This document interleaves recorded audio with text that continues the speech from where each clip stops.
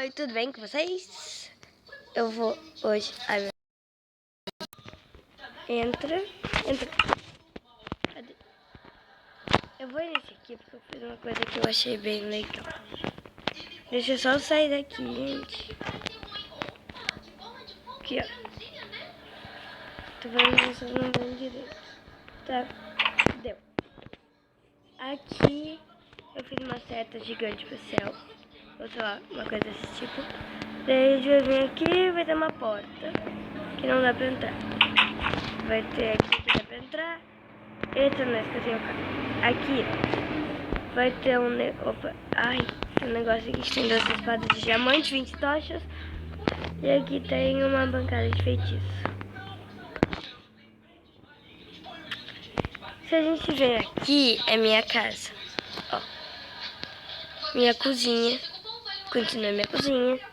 Nada. Meu quarto. Um lugar de feitiço. E né, é isso. Não tem nada no baú. E eu também fiz uma outra casa que é aqui em cima, que eu vou mostrar pra vocês. Aqui. Cadê? Opa, é pra cá. Essa aqui. Ó. Essa aqui, gente. Tem esse negócio que é sei lá o que eu fiz.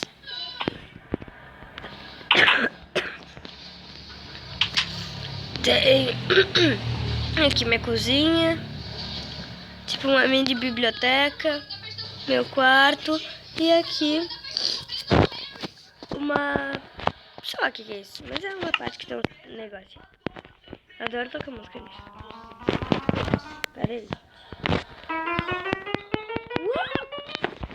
Bom, então foi isso. E tchau!